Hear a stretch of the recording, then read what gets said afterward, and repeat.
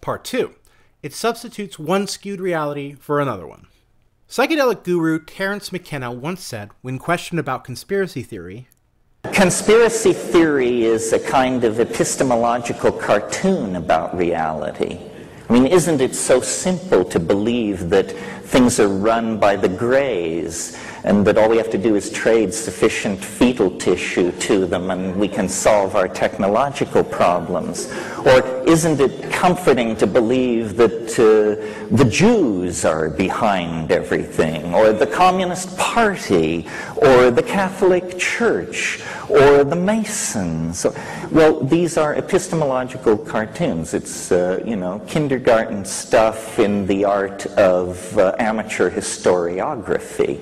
Of course, this is the same man who thought he had pinned down the structure of time and its end date of December 21st, 2012, based on observations he made with the I Ching when he was regularly dosed on psilocybin mushrooms over a period of many months. So, well, he still had a point, but you kind of have to take what he says with a grain of salt, don't you? Actually, his bizarre theories further illustrate my point. In the absence of real, solid, scientifically repeatable evidence, even the most seemingly logical points of view can result in some pretty bizarre conclusions. A great example of this is the long discredited notion of spontaneous generation. The idea that certain conditions called others into existence, as if by magic. Were maggots magically being generated out of rotting meat? In 1668, Francesco Redi performed an experiment involving 3 jars with raw meat in them. One left wide open, one covered with cheesecloth, and one sealed with a lid. Obviously, the sealed jar never attracted flies, so no maggots appeared. The cloth-covered jar attracted flies, but the meat itself had fewer maggots, since only a small portion of the eggs laid on the cheesecloth made it through. Louis Pasteur helped to further discredit spontaneous generation in 1859. Whether you genuinely believe that the government has your best interest at heart and wants you to succeed, or you believe that they are in total control of every aspect of the world and seek to create a slave class, which includes you are falling prey to a tendency to oversimplify the human condition and make assumptions that you cannot possibly back up. In fact, McKenna's earlier quote went on when he said, "I believe that the truth of the matter is far more terrifying.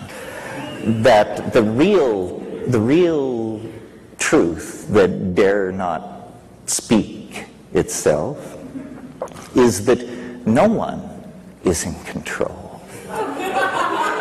Absolutely no one. This stuff is ruled by the equations of dynamics and chaos. Now, there may be entities seeking control, but to seek control is to take enormous aggravation upon yourself. It's like trying to control a dream, you see." The point is, human beings are just that, human.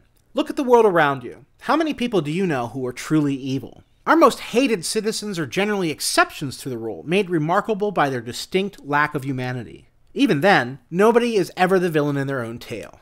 In truth, there are very few people in the world who cackle madly while rubbing their hands together and plotting world domination.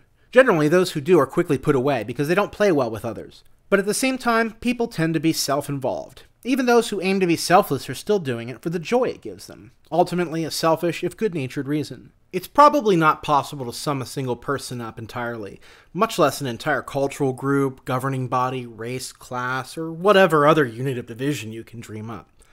People are pretty complex.